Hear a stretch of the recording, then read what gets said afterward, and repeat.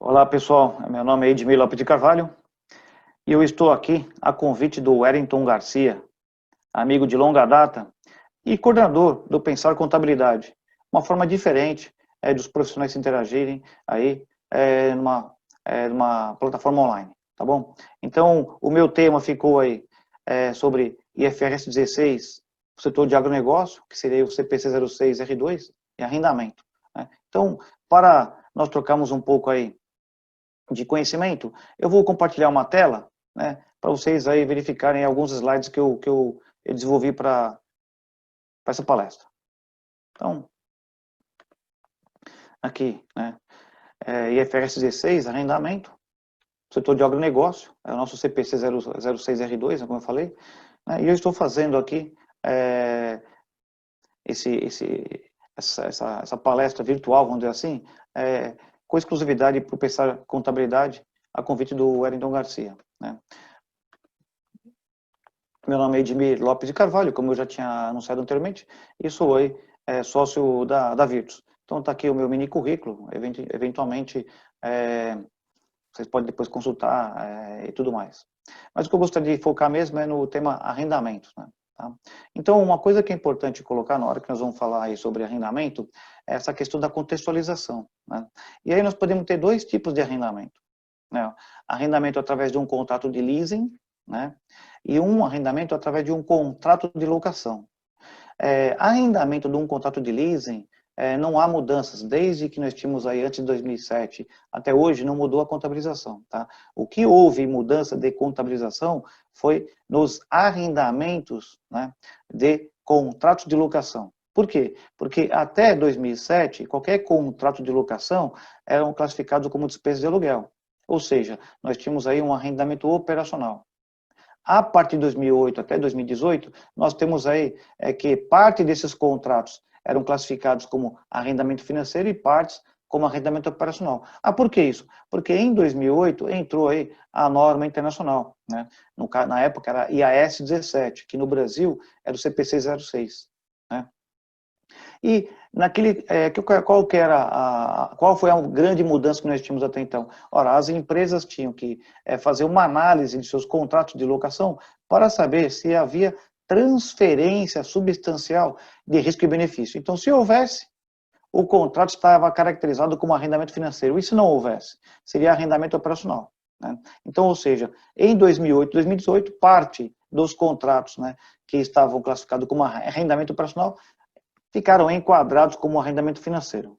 Bom, a partir de 2019, né, é o que chama atenção aqui, a partir de 2019, o que nós temos? É que entrou a norma a nível mundial IFRS 16 e no Brasil ficou aí como CPC 06R2. Por que R2? Porque é a segunda revisão, né? E o que acontece é que por essa norma, partimos do pressuposto que todos os contratos de locação estão enquadrados como arrendamento financeiro, né? Bom, então o que a empresa tem que fazer? Primeiro enquadra todos e depois, né, ela eventualmente verificar se aquele contrato não estiver enquadrado, então ela vai ter que fazer um tratamento diferenciado, ou seja, vai tratá-lo como arrendamento operacional. Obviamente, o que nós estamos falando aí é para a situação da arrendatária, ou seja, aquela que está alugando, né, para uso, e não o arrendador ou o proprietário do ativo, né? Por quê? Porque a norma internacional, até a norma brasileira, ela não enquadrou os arrendadores, enquadrou os arrendatários, tá bom? Deixa eu só fazer um paralelo. A norma que nós conhecemos como CPC 06R2 também é conhecida como NBC TG 06R3, né? Através da resolução do Conselho Federal de Contabilidade, tá bom?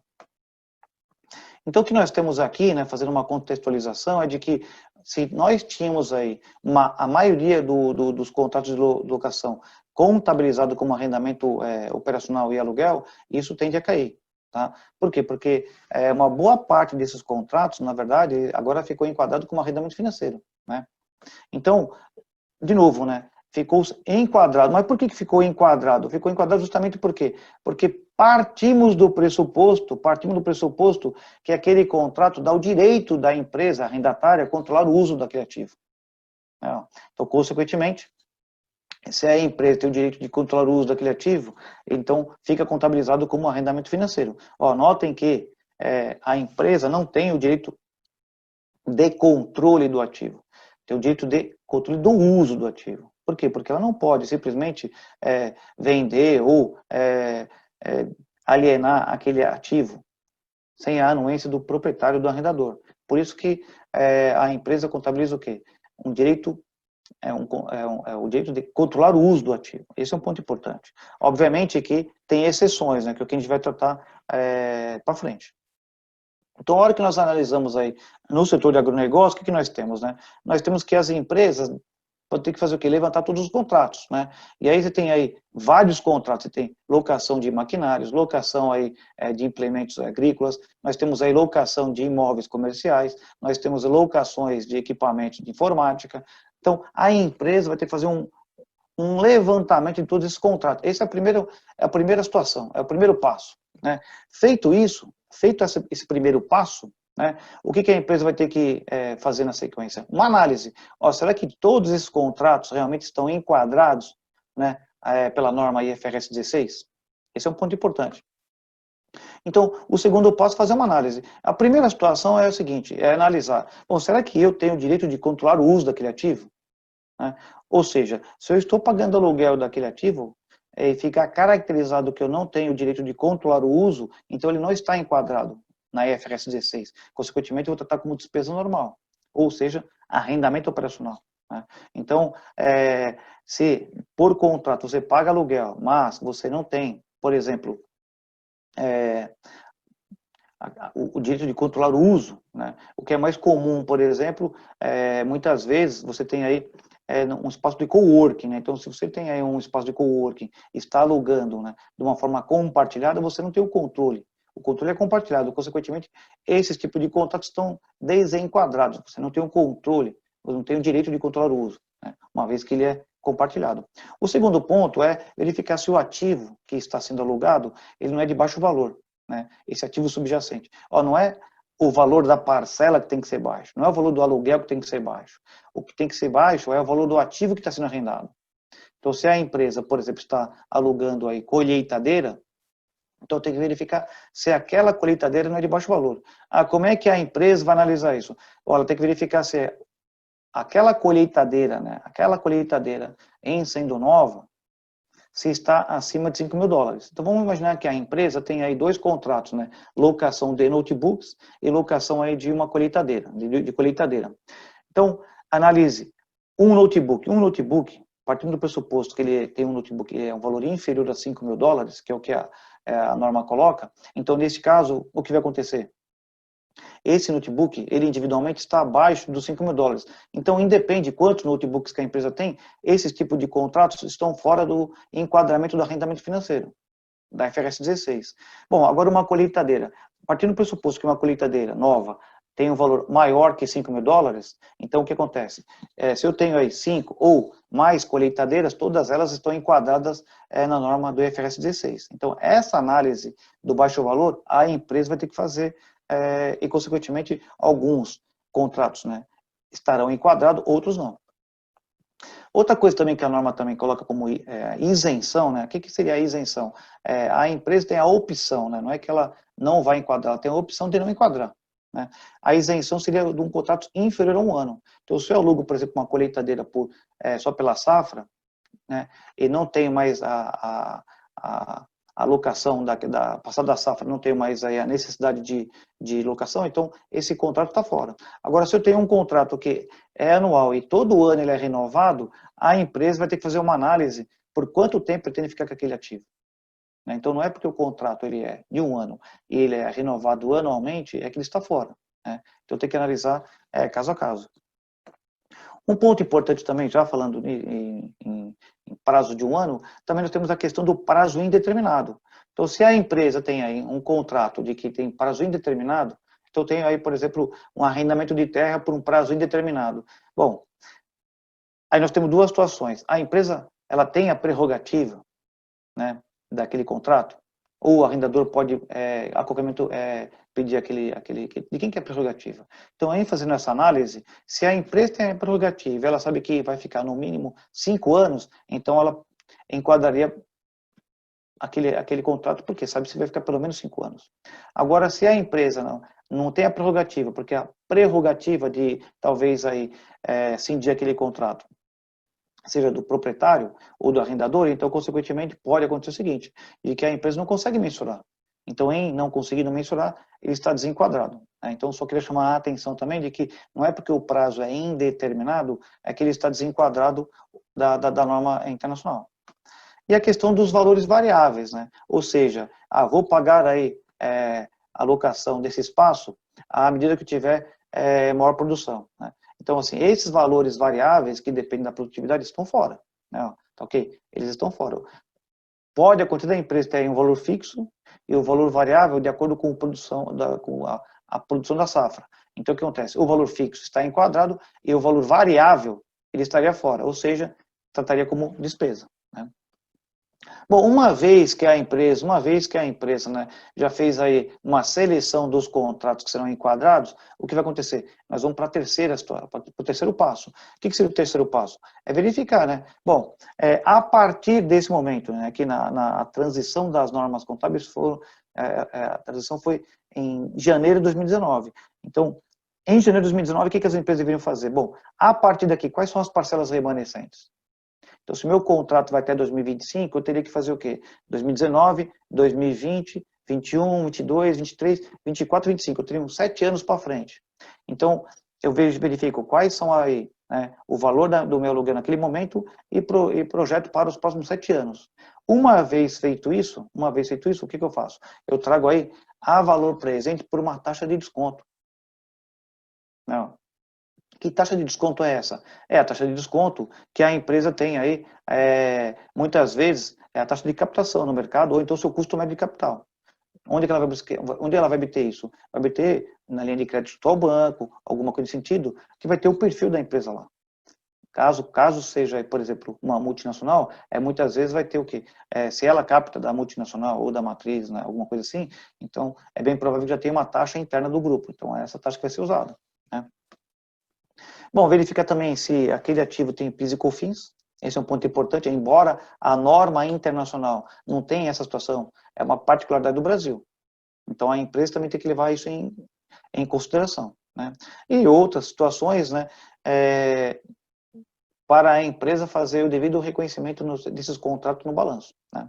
Bom, a própria CVM soltou uma orientação no final de 2019, o ofício circular aí, o 219, justamente orientando como é que as empresas deveriam, né, fazer todo a mensuração e o reconhecimento desses contratos. Valeria a pena dar uma olhada lá na orientação do CVM, tá bom? Mas uma coisa que é importante colocar é o seguinte, o que chama a atenção dessa norma, na visão do arrendatário, justamente é verificar o quê? É trazer o passivo, que até então estava oculto, para dentro do balanço. Por que estava oculto? Porque as empresas tinham esses contratos e não estavam contabilizados. Contabilizava o quê? Só a saída como despesa de aluguel, só a contraprestação. Então, o que nós temos aqui é o seguinte, a primeira coisa é reconhecer esse passivo, né? Tá ok? Esse é o primeiro passo, reconhece o seu passivo. Né? E aí quebra-se entre curto e longo prazo. Depois, com base na taxa de desconto, vai trazer o quê? A valor presente e vai achar o ativo, o direito de uso, que vai estar lá no mobilizado. Então, eu tenho aí um fluxo, eu tenho um fluxo daquele conta de locação, eu tenho aquele fluxo, através de uma taxa de desconto que a empresa determinou, vou trazer valor presente, e esse valor presente líquido vai ser o quê? O meu ativo imobilizado, caracterizado como ativo direito de uso. Tá? Obviamente que nós vamos ter uma diferença, porque o meu passivo está em valores nominais, e eu tenho o meu ativo a valor presente, a diferença, partimos do pressuposto que isso aí é o encargo financeiro que está embutido no contrato. Né? Então, esse encargo financeiro vai ser destacado numa conta redutora, tanto do passivo circulante, como do passivo não circulante. Assim como está evidenciado aí no nosso slide. Bom, uma vez que a empresa, né, ela já reconheceu, né, o ativo dito de uso, ela vai ter que fazer a depreciação. E vai depreciar por quanto tempo? Essa é uma dúvida que as empresas têm. Por quanto tempo eu vou depreciar aquele ativo, né, que eu acabei de reconhecer no meu balanço? Bom, então o que nós temos aqui é o seguinte, a depreciação, né, ela vai seguir o seguinte, o prazo ou a vida útil dos dois é menor. Então, se eu tenho um contrato de 5 anos e a vida útil é de 7, então eu vou depreciar por 5. Né? Caso eu tivesse um contrato de 7 e a vida útil de 5, então eu depreciaria por 5 também. Então, dos dois, vai ser menor. Só que é um detalhe, né? A empresa vai usar o prazo ou a vida útil se ela não tiver intenção de ficar com o bem. Porque se ela tiver intenção de ficar com o bem, independe de qual é o prazo, ela vai contabilizar pela vida útil. Esse é um ponto importante também. Obviamente que a depreciação do ativo imobilizado, ele vai muitas vezes, ele vai passar para a despesa de depreciação, mas em algumas vezes ele vai transitar pelo estoque. Então, por exemplo, se eu tenho aí, por exemplo, a alocação de uma colheitadeira, né, daquela safra, então a depreciação dessa colheitadeira vai fazer parte do custo do meu estoque. Né? Esse é um ponto importante. Então, não necessariamente que a depreciação daquele ativo, ele vá direto para o resultado. Ele transita, em algumas situações, ele transita pelo estoque para depois ir para o resultado via custo do produto vendido, ou CPV. Né? Bom, e aí nós temos aí os juros, né, que ao longo do contrato vai sendo aí contabilizado como despesa financeira. Vale-se notar de que, por ser juros compostos, nós temos aí uma despesa financeira decrescente, né? Então eu tenho aí uma carga muito maior de despesa financeira no início dessa contabilização, e lá no final, né? No final eu vou ter aí uma diminuição da carga de juros, né? Então seria aí uma curva descendente. E aí nós temos aí o passivo, né? Que ele vai ser aí contabilizado à medida que a empresa for aí pagando aí ou tendo aí as suas contraprestações, tá bom? Bom, uma coisa que chama a atenção, como eu havia falado, né, a depreciação, né, em algum momento, né, pode ser que ela passe pelo estoque para depois ir para onde? Lá para o custo do produto vendido.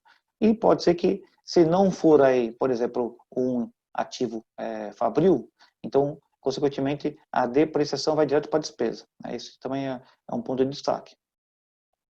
E aí nós temos também, né, as despesas financeiras que eu já comentei, né, indo lá na linha de despesa financeira.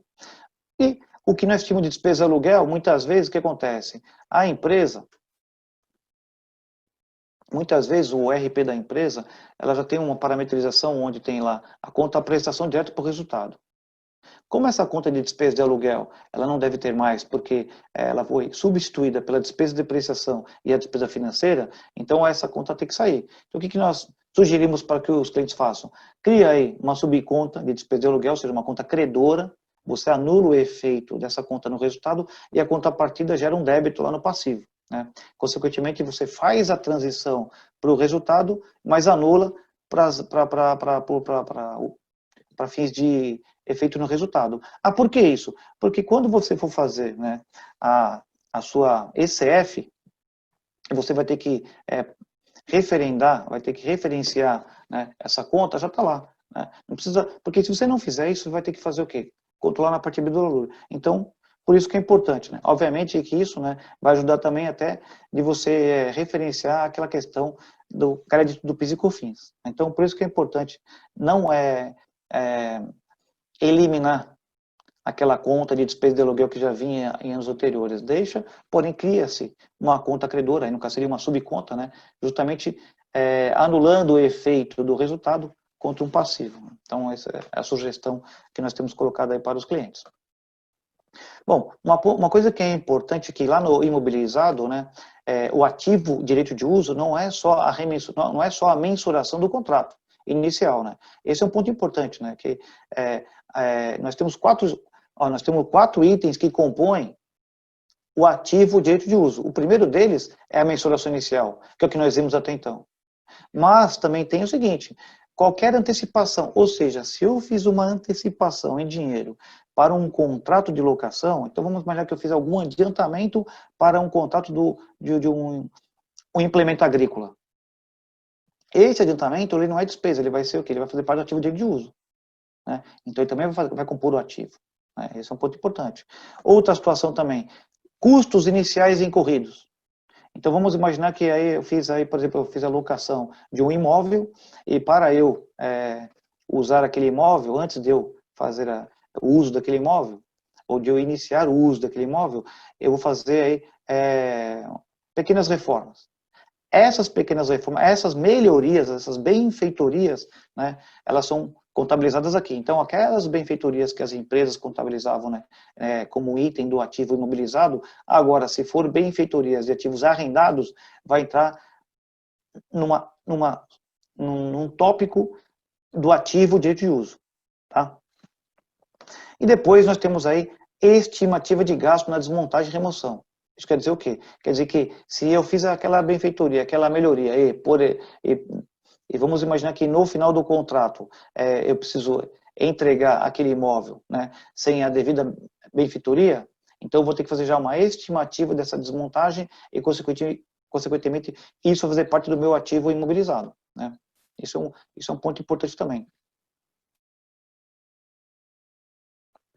Bom, o que nós temos aqui do passivo? No passivo eu tenho os passivos de arrendamento.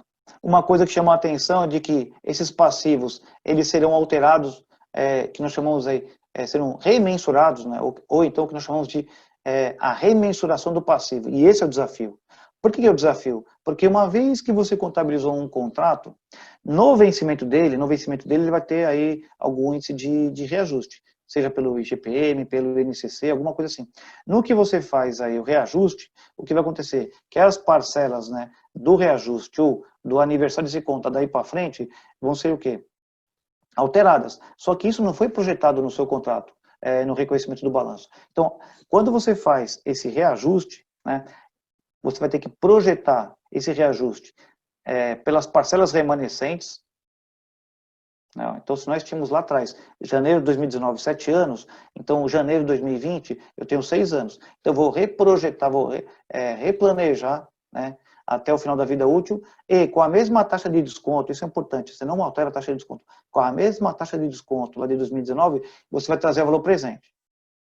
Vai ter uma diferença. Essa diferença lá no seu passivo, vai ser contabilizado um crédito no passivo e um crédito no ativo direito de uso. Isso que é um ponto importante, né?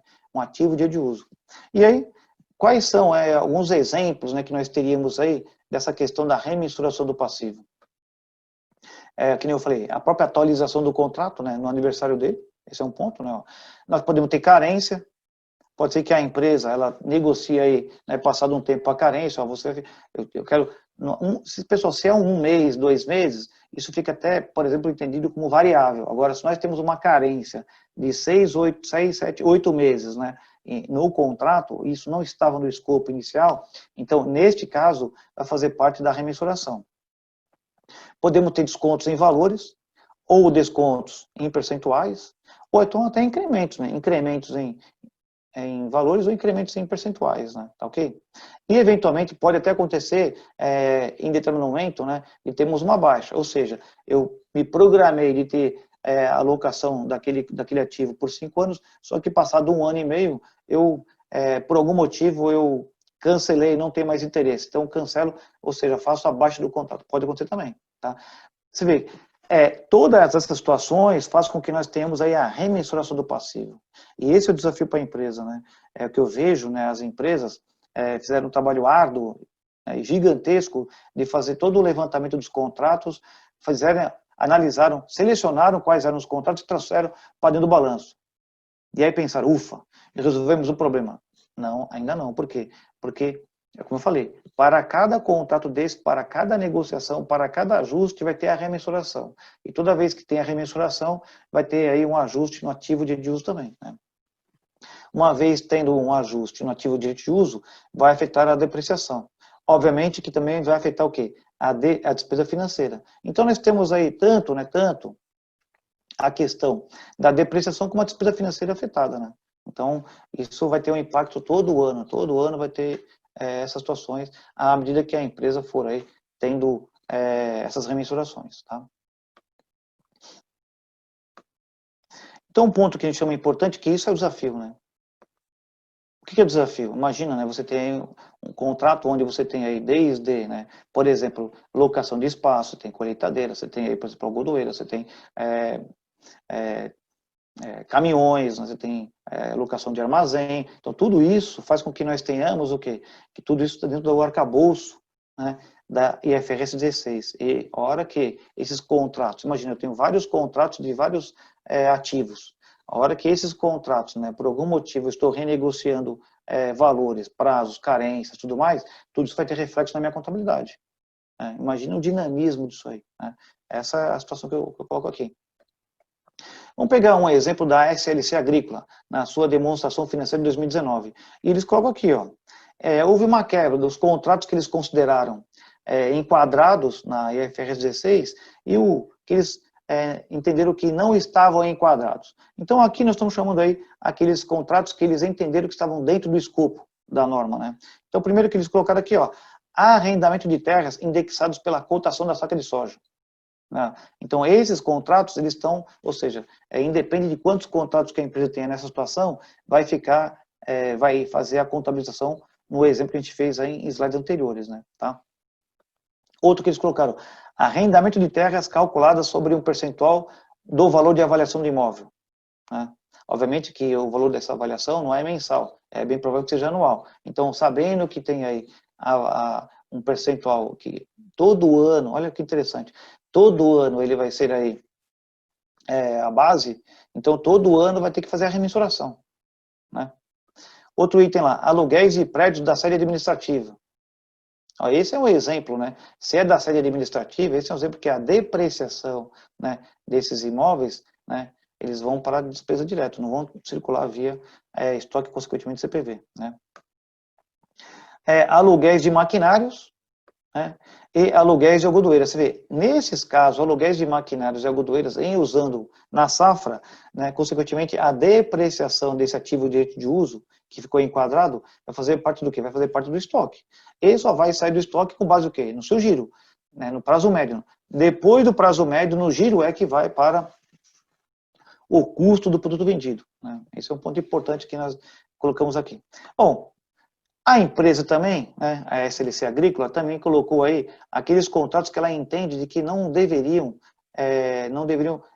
não se enquadrariam na IFRS 16. Então, quais são eles? Contratos de parcerias, né, ó, esses contratos determinam que a companhia pague ao arrendador por ano safra de vigência percentual da produção oferida. Então, você vê que interessante, como ele vai pagar sobre um percentual da produção oferida e a empresa, isso é como se fosse um valor variável. Por quê? Ó, a empresa não sabe com certeza qual vai ser o volume de produção. Então, consequentemente, ela não vai estar enquadrando. Né? Esse é um ponto importante.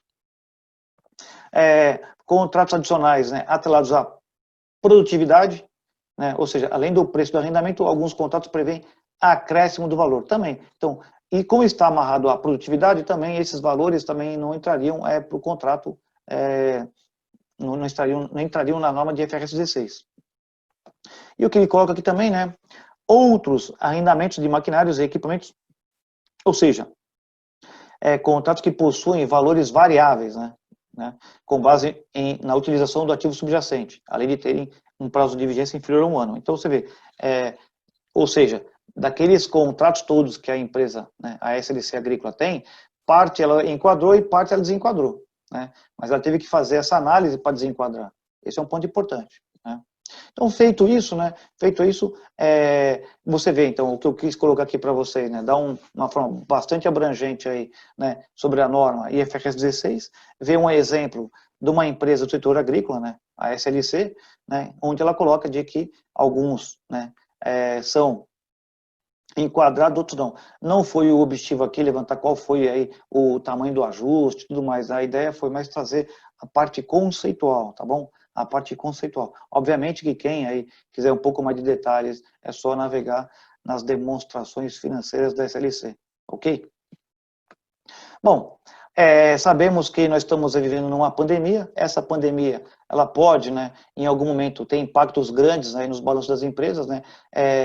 Pode ser, né, que isso aí ele fique muito caracterizado para alguns setores, né, setores de turismo, setores aí hoteleiro, né, então todos esses setores estão tendo um impacto muito grande, e em setores agrícolas, no setor agrícola pode ser eventualmente aí alguma outra situação também, mas, ou seja, uma coisa é sabido, é de que muitas empresas estão renegociando seus contratos, por quê? Porque essa pandemia colocou todos nós, né, no novo normal, né? Ou seja, tudo aquilo que nós tínhamos aí programado aí para o ano 2020, com base no orçamento que a gente fez aí o ano passado, praticamente a maioria das empresas a maioria teve que, né, fazer aí um replanejamento, né, do seu ano de 2020, né? Então, o que nós temos até essa situação, né, a pandemia impactando aí as empresas de um modo geral, tá bom? E a questão é justamente isso, né? Será que o Covid-19, né, ele é impactado pela FRS 16? Ora, na medida que as empresas estão aí sentando à mesa para renegociar contratos de locação, consequentemente, essa norma vai ter um impacto muito grande nas demonstrações financeiras das empresas. Pode ser que alguns setores mais ou menos, mas com certeza terá impacto muito grande nas demonstrações no que se refere aí IFRS 16, justamente porque as empresas, né, estão aí em algumas estão com contratos de locação ou negociando um valor menor, ou muitas vezes até entregando os ativos, né, e cancelando os contratos, tá bom? Então, o desafio que nós temos aí, né, de um modo geral, né, e para o setor de agronegócio é como fazer a remensuração, né? Esse é um desafio, né? Aí vai ter que se analisar caso a caso. Os seus contratos são fixos ou variáveis? Porque os fixos estão enquadrados, variáveis não. Não. E se for fixo e variável? Então a empresa vai ter que fazer o quê? Segregar, né? Ela vai ter que mensurar isso de forma confiável e segregar. A parte fixa ficou enquadrada e a parte que seja variável não, né? Os seus contratos são sistematicamente controlados? É um ponto importante porque pode acontecer, né? Pode acontecer de que a empresa tem que fazer tudo o cálculo em planilha. Então, a depender do volume, né, que a empresa tem, o tamanho da empresa, pode ser que a planilha não dê conta. Então, um sistema atrelado a isso é interessante. Nós, por exemplo, da Virtus, nós temos aí uma parceria com a Cisfera, né, sobre o módulo FRS 16, que aí tem atendido, inclusive, a SDC também aí é um dos clientes nossos, né, tá? Determina se tem controle de uso do ativo, né? Obviamente que o sistema ele vai estar parametrizado para saber se aquele, né, contrato, a empresa tem ou não um controle do uso daquele ativo, o direito de controlar o uso daquele ativo, né?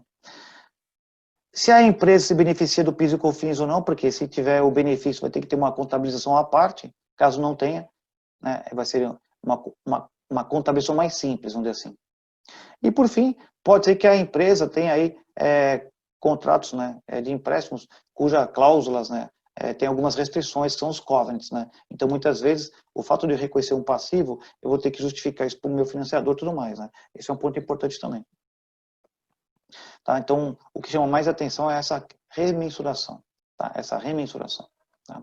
Bom, da minha parte, o que eu gostaria de colocar é essa parte aí, de forma abrangente, né, da IFRS 16. Obviamente, se vocês quiserem, né, conhecer um pouco mais, aqui tem aí as nossas redes sociais, né, tem no LinkedIn, no Instagram, no Facebook e no YouTube. Então, estamos aí à disposição, se vocês puderem entrar lá e fazer um like, né? Fazer um like lá nas nossas redes sociais, seria de grande valia, né? Bom, tem aqui rapidamente, né, a Virtus, né, que tem aí anos, né? A Virtus, inclusive, está fazendo 10 anos, embora eu tenha eu tenho 15, 18 anos aí na área, né? A Virtus está fazendo 10 anos esse ano, em 2020, né? Então, para a gente aí é um ano de homenagem, embora nós tenhamos aí essa pandemia, mas é um ano aí que é uma referência para a gente, né? Então, eu tenho aqui alguma carteira de cliente também, né, que nós temos aí com algumas empresas, né, tá? Algumas regiões que nos atendemos, com parcerias também, né? Alguns cursos que nós oferecemos, né? Esses cursos eles podem ser customizados, né? Também temos cursos abertos. Então, se vocês puderem ficar atentos nas nossas redes sociais, vocês sempre vão ter notícias, né, do quais cursos que nós oferecemos. E se eventualmente alguém quiser aí algum curso customizado, estamos também à disposição, tá? Bom, eu gostaria de aproveitar esse momento para agradecer aí de novo, né, o Wellington Garcia. meu amigo de longa data, né, pelo convite. Pensar contabilidade, né? Nasce uma nova forma de pensar a contabilidade. Ó, parabéns por essa oportunidade, né? Parabéns aí por essa forma de pensar, né? E aí, como eu já falei, agradeço bastante, né? E da minha parte, o meu muito obrigado, tá bom? Meu muito obrigado. Eu espero que tenha pelo menos aí, vou imaginar que embora a norma seja FRS 16, seja uma norma aí, como é que eu posso colocar?